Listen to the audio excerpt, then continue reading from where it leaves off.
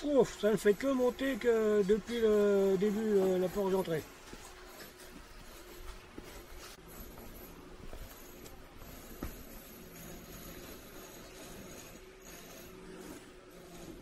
Ah, toujours des marches. Profitant d'une opportunité, je vous propose une visite filmée, privée, et commentée de la merveille, autrement appelée abbaye. Si vous venez visiter, je ne peux que vous conseiller de prendre l'audioguide. 3 € de supplément, ce qui me paraît indispensable. Cette salle a été construite au XIIIe siècle pour servir de porterie à l'abbaye. C'est là qu'étaient accueillis les visiteurs. Pendant la guerre de 100 ans, quand le mont est transformé en place forte, elle devient la salle des gardes avec l'installation d'une petite garnison pour le défendre. Tous les hôtes doivent déposer leurs armes avant de rentrer dans le monastère, à l'exception des rois et des princes de sang.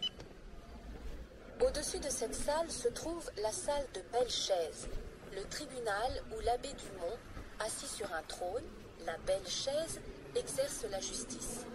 En effet, l'abbaye possède d'immenses domaines dont l'abbé est le seigneur.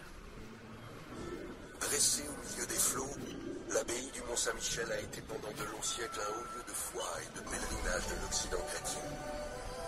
Pour relever le défi de sa construction, ses bâtisseurs devaient être animés par une foi inébranlable dans le projet. Ancrer les bâtiments sur un rocher de granit s'est ainsi révélé une entreprise audacieuse.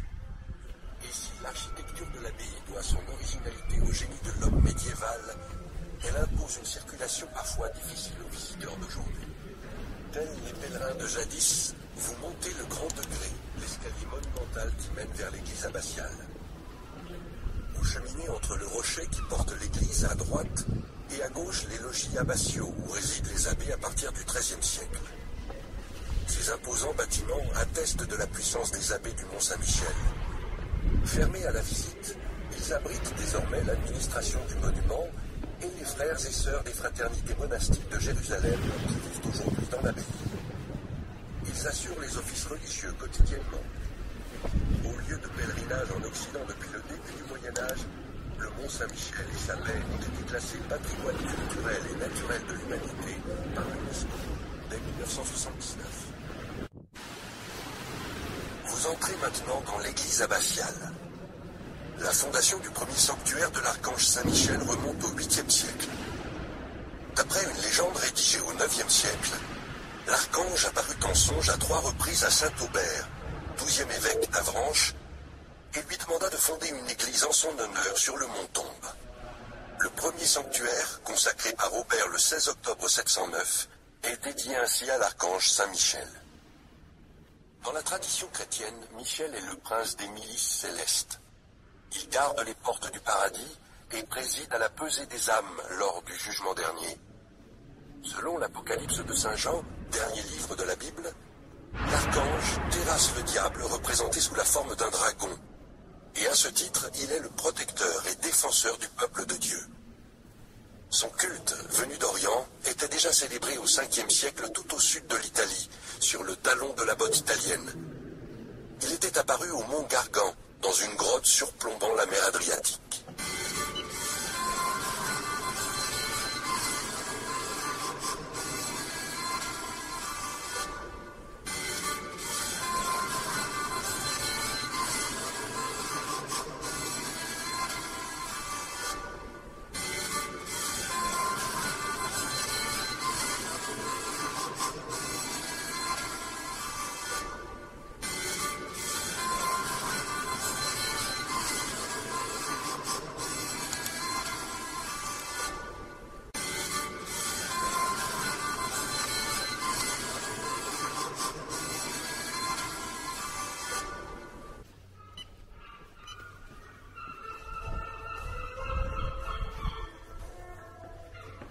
Ah, cela est extraordinairement magnifique. Et je suis tout seul pour visiter. Chef-d'œuvre du gothique normand, le cloître, achevé en 1228, marque l'achèvement de la merveille. La merveille est cet ensemble de 2 bâtiments à 3 étages qui rassemble le cloître et le réfectoire au sommet, la salle dite des chevaliers et la salle des hôtes au niveau intermédiaire, le cellier et l'aumônerie à la base. Ce nouveau monastère gothique est édifié après le rattachement de la Normandie à la couronne de France en 1204. Le mont vient d'être assiégé et incendié par les Bretons, alliés du roi de France Philippe Auguste. Ce dernier, conscient de l'importance symbolique que représente le sanctuaire de l'Archange, prend l'abbaye sous sa protection et finance la reconstruction des bâtiments conventuels. Malgré la protection royale et les pèlerinages des souverains, le projet initial de la merveille n'est pas complètement achevé.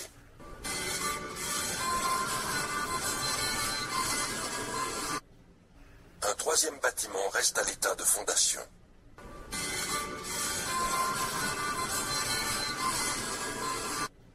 Le cloître est un espace étonnant à plus d'un titre.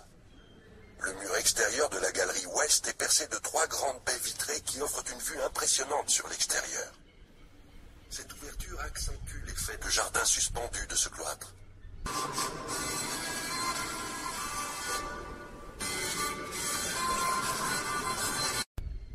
La baie centrale aurait dû donner accès à la salle capitulaire, au dernier niveau du 3e bâtiment qui n'a pas été construit. Dans l'angle de cette même galerie, une petite porte conduit au chartrier, le lieu où étaient conservés les documents importants de l'abbaye.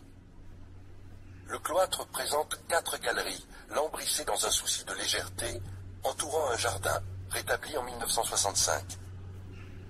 Le mur intérieur est constitué d'arcatures en pierre de Caen, reposant sur de minces colonnettes à l'origine en marbre anglais de Purbeck.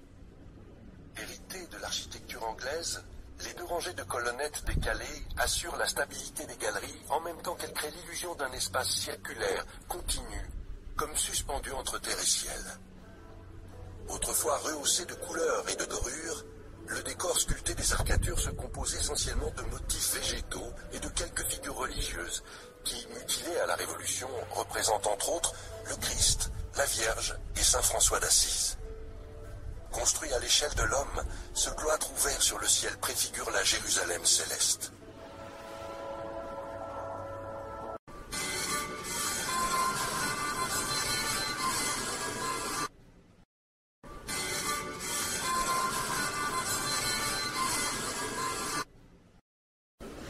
C'est dans ce lieu que les moines se rassemblaient pour prendre leur repas en commun et sous la présidence de l'abbé. Ils recevaient à leur table l'éclair de passage. Selon la règle de saint Benoît, le repas nourrit à la fois le corps et l'âme.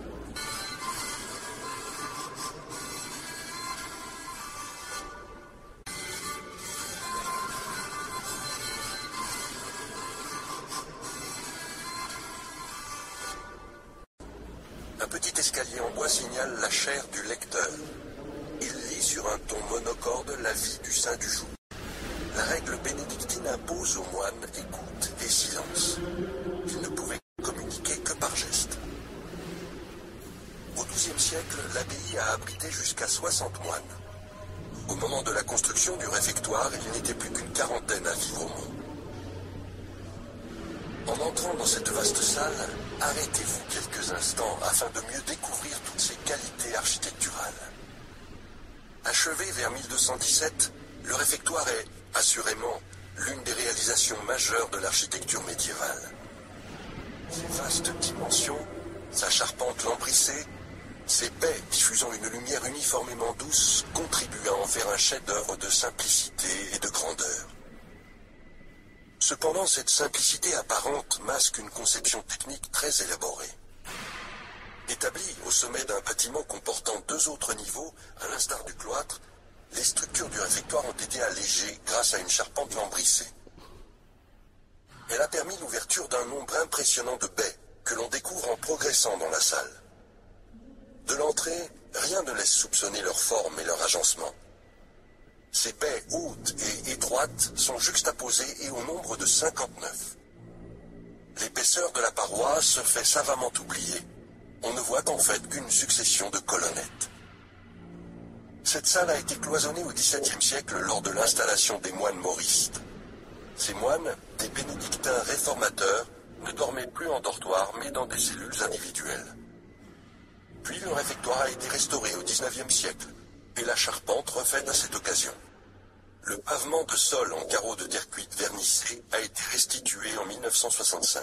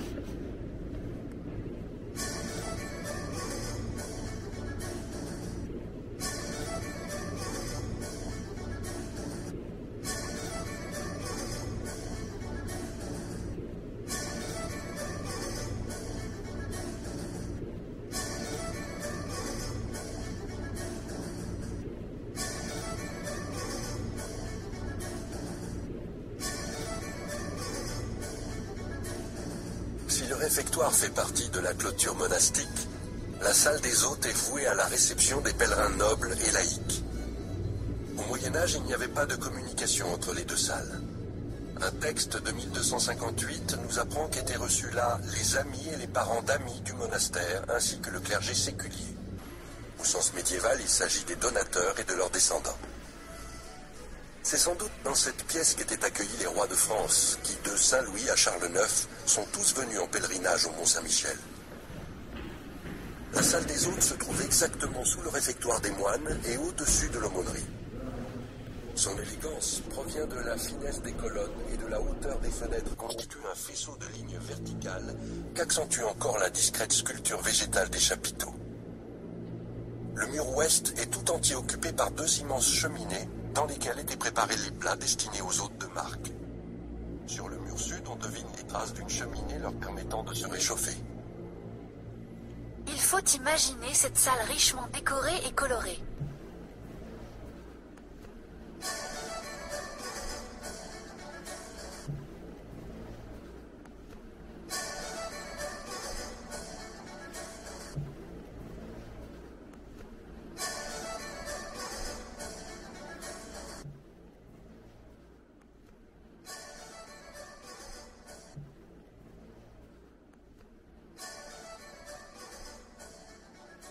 En sortant, vous traverserez la chapelle Sainte-Madeleine qui était réservée aux dévotions privées des hôtes.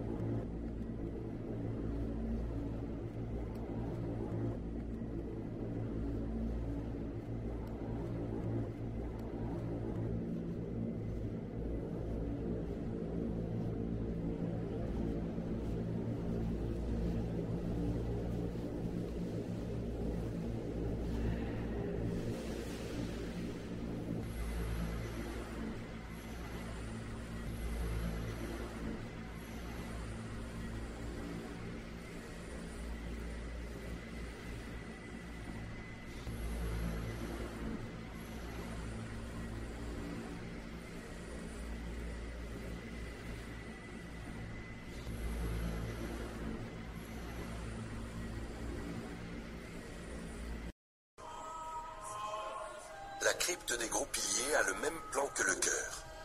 Elle a été élevée à partir de 1446 pour soutenir le nouveau chœur gothique de l'église abbatiale, construit pour remplacer le chœur roman effondré en 1421. Cet événement s'est produit pendant la guerre de 100 ans, alors que l'abbaye était assiégée en vain par les Anglais. Au centre, des grosses piles cylindriques sont disposées en demi-cercle et soutiennent les piliers du chœur.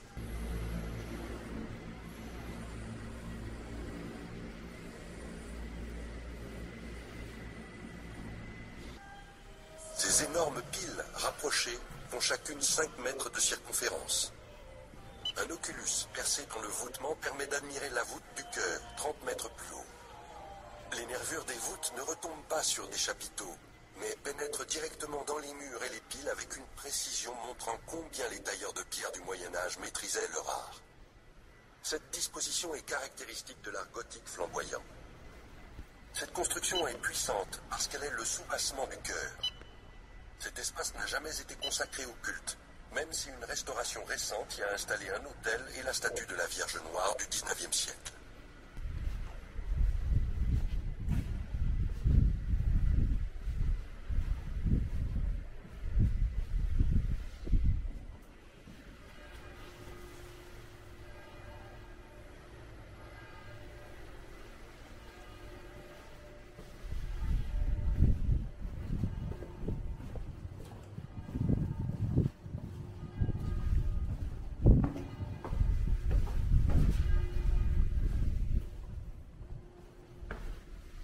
La crypte est accessible depuis le grand degré intérieur. Située en dehors de la clôture, elle était sans doute réservée aux pèlerins. Martin, l'un des saints les plus populaires de France. Cette crypte sert de fondation au bras sud du transept de l'abbatiale. Elle est couverte d'une voûte en berceau en plein cintre d'une portée impressionnante de 9 mètres. Renforcée en son milieu par un arc doubleau, cette voûte prend appui sur le rocher côté nord et tombe au sud sur un mur très épais pour amortir les poussées latérales qu'elle exerce. Une absidiole voûtée en cul-de-four, c'est-à-dire en demi-coupole, s'ouvre du côté est. De petites fenêtres laissent passer une lumière timide mais suffisante pour souligner le majestueux tracé des arcs romans. Cette crypte très simple, élevée dans les années 1030-1040, a conservé toute son authenticité car elle n'a pas été modifiée depuis sa construction. Sur la voûte, observez les marques horizontales dans le mortier. Ce sont les traces laissées par le coffrage en bois lors de sa réalisation. Elle a cependant perdu toute trace d'un décor peint. Le bras nord du transept repose sur une autre crypte dédiée à Notre-Dame des 30 Cierges qui date également du XIe siècle.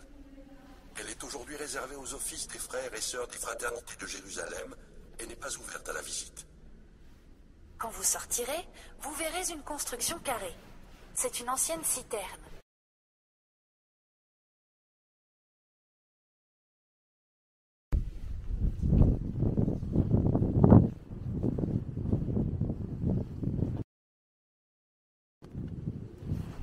La construction carrée que vous contournez par la droite est une citerne, construite au début du XVIe siècle. Elle collecte les eaux de pluie des toits de l'église abbatiale. Elle alimentait les logis abbatiaux proches. Sa partie supérieure, avec son balcon ajouré, est particulièrement élégante pour une construction fonctionnelle.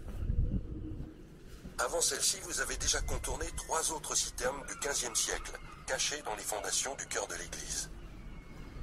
Il n'y a pas de puits au mont. Et la légende dit que Saint-Aubert fit jaillir une source au pied du rocher avant de quitter les lieux. Ces eaux étaient réputées soigner les fièvres. Mais son débit était insuffisant pour couvrir les besoins quotidiens. Très vite, on aménagea des citernes pour collecter l'eau des toitures, beaucoup plus abondante.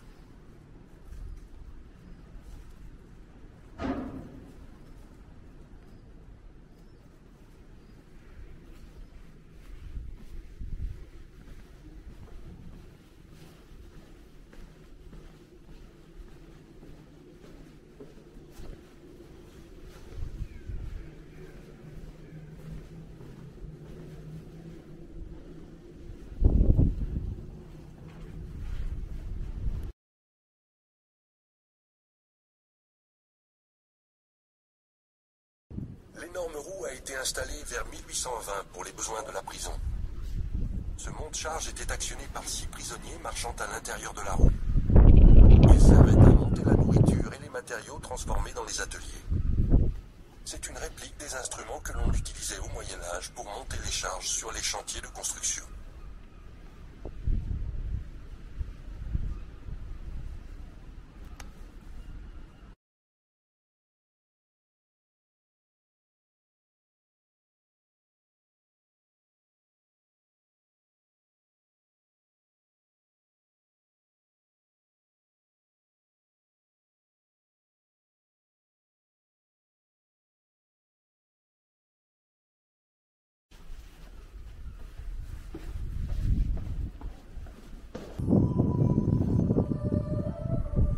La chapelle Saint-Étienne a été reconstruite au XIIIe siècle contre l'escalier permettant de rejoindre le bas côté sud de l'église. Elle est couverte d'élégantes voûtes sur croisées d'ogives. Située près du cimetière des moines, elle ouvrait de l'autre côté sur l'infirmerie, effondrée en 1818. Elle servait de chapelle des morts. Un lit de pierre pour la toilette mortuaire des moines était placé sous l'arcade peu profonde, creusée dans le mur nord de la chapelle. Sous cette arcade, les traces d'un décor peint du XIIIe siècle étaient encore visibles au siècle dernier. La Pietà du XVe siècle a été offerte en 1978 par l'Association des Amis du Mont-Saint-Michel. L'hôtel moderne, réalisé par Yves-Marie Froidevaux, architecte en chef des monuments historiques, date de 1979. Il porte l'alpha et l'oméga, première et dernière lettre de l'alphabet grec, symbolisant Dieu, qui, selon la Bible, est le commencement et la fin de toute chose. Sur le mur ouest est accrochée une peinture murale de la fin du XIIIe siècle, découverte en 1979 dans les ruines de l'infirmerie voisine. Elle représentait le dit des 3 morts et des 3 vifs, c'est-à-dire un dialogue entre les vivants et les morts.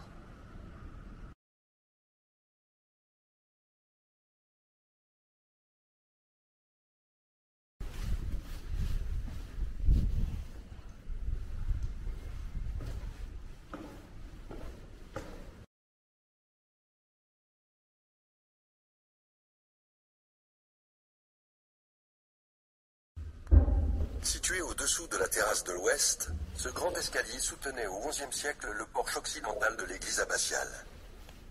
La grande baie ouverte au sud, en bas de l'escalier, donnait sur le bâtiment qu'avait fait élever l'abbé Robert de Torigny. Ce bâtiment, comprenant l'hôtellerie et l'infirmerie, s'est effondré en 1818. L'escalier, restauré au début du XXe siècle par l'architecte Paul Gou, a conservé sa longue voûte en berceau en plein cintre. Laïcs et pèlerins l'empruntaient pour accéder à l'abbaye romane. Il longe à gauche les logis aménagés au XIIe siècle pour l'abbé Robert de Torigny. À droite, la grande porte donne accès à l'église Notre-Dame sous terre, édifiée au Xe siècle par les premiers moines bénédictins. La visite de Notre-Dame sous terre est possible en visite conférence. Pour cela, vous pouvez vous adresser à l'accueil dans l'aumônerie.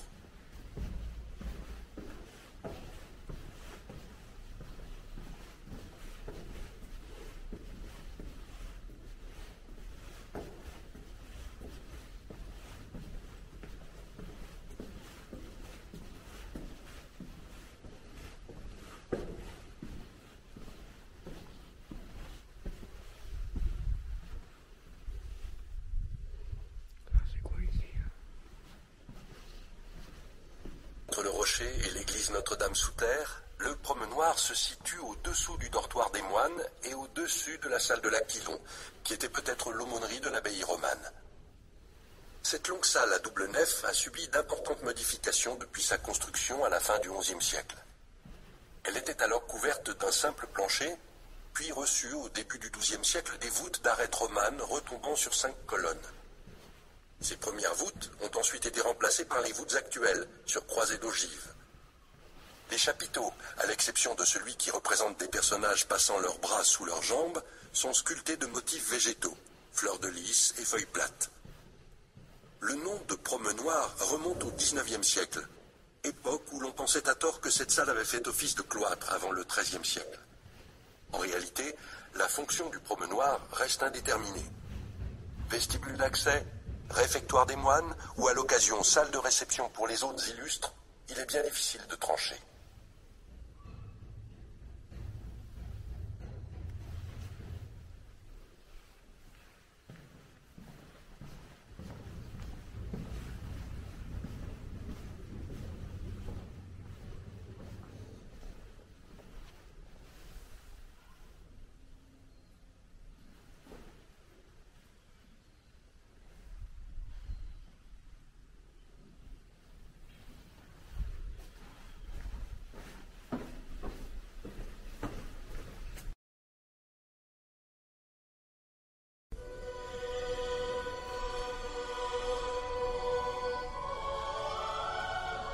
Vous êtes à nouveau dans le bâtiment ouest de la Merveille, cette fois à l'étage. Depuis le XIXe siècle, cet espace est appelé Salle des Chevaliers en souvenir de l'ordre de Saint-Michel, fondé en 1469 par le roi Louis XI. Les statuts de cet ordre prévoyaient une réunion annuelle des chevaliers autour du roi au Mont-Saint-Michel, mais en réalité l'ordre n'y est jamais venu. Cette salle très vaste supporte le cloître. Elle est subdivisée en 4 nefs parallèles par 3 rangées de solides colonnes. Les chapiteaux circulaires, sculptés d'une flore variée, sont caractéristiques du gothique normand. La pièce est largement éclairée par des baies jumelles surmontées de grandes ouvertures circulaires et chauffée par 2 cheminées établies contre la paroi nord. Ayant peut-être servi de chauffoir, elle a aussi connu d'autres usages. L'abbaye du Mont-Saint-Michel était un centre intellectuel important au XIe et XIIe siècle. Des manuscrits d'une exceptionnelle qualité étaient copiés et ornés dans son scriptorium. Cette salle du XIIIe siècle, donc postérieure à la grande époque de production des manuscrits, a pu être un lieu d'étude et de travail intellectuel. Il résulte de l'organisation de l'espace de cette salle une impression d'ordre et de cloisonnement propice à la concentration et au calme nécessaire à l'étude.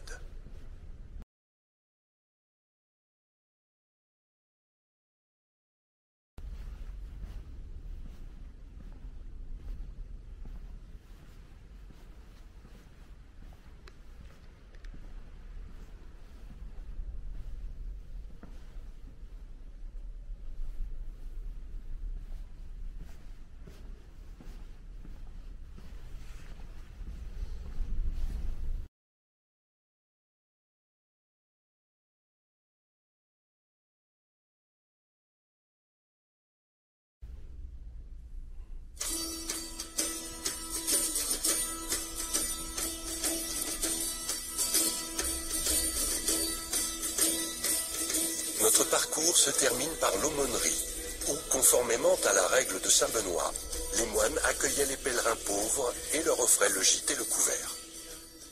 Elle est établie au niveau inférieur du bâtiment est de la merveille, sous la salle des hôtes et le réfectoire. Cette superposition illustre la division en 3 ordres de la société au Moyen-Âge. Ceux qui travaillent en bas, ceux qui combattent au niveau intermédiaire et ceux qui prient au sommet. L'architecture de cette salle n'est que simplicité et solidité. Les voûtes d'arêtes retombent sur des chapiteaux à corbeilles lisses et le long des murs sur de simples moulures appelées impostes. Cette salle ouvre sur le cellier où étaient stockées les provisions du monastère. Car en plus des moines, il fallait nourrir chaque jour plusieurs centaines de personnes, serviteurs et pèlerins. L'abbaye, isolée sur son rocher, était dépendante de ces domaines pour sa subsistance. Elle était à la tête d'une organisation qui reposait probablement sur la spécialisation de la production agricole de ses prieurés et des domaines qui dépendaient d'elle.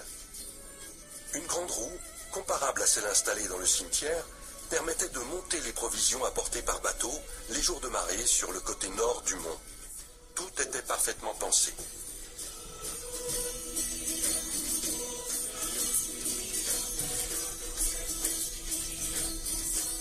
Ici se termine votre visite. N'oubliez pas de déposer votre... Le Centre des Monuments Nationaux vous remercie de votre venue à...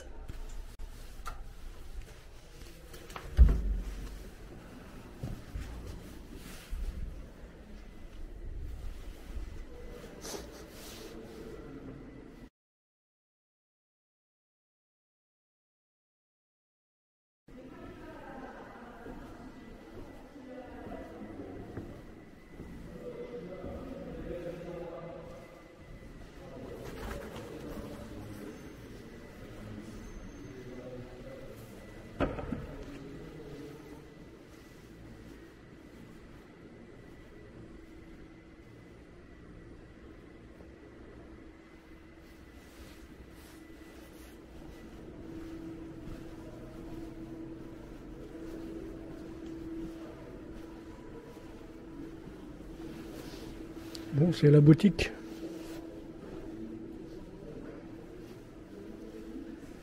Comme à la sortie de tout musée.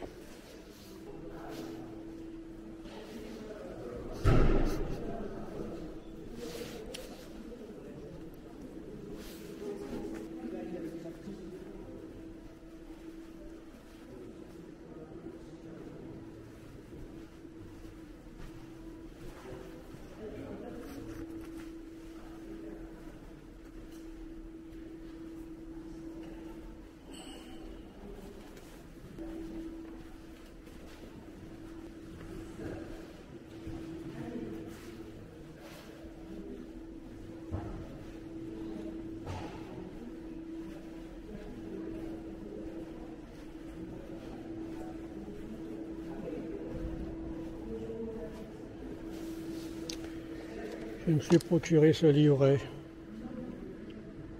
pour 10 €.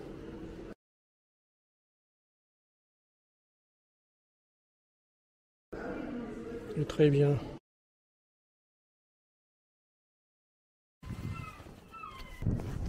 Je vous montre le petit jardin à la sortie de la visite de l'abbaye, car il n'est nullement visible par cette occasion.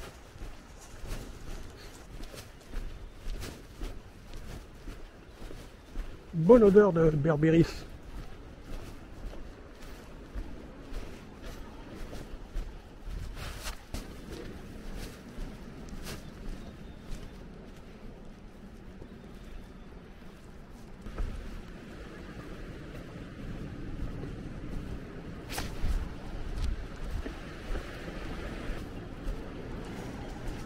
Toujours le trajet vers la sortie.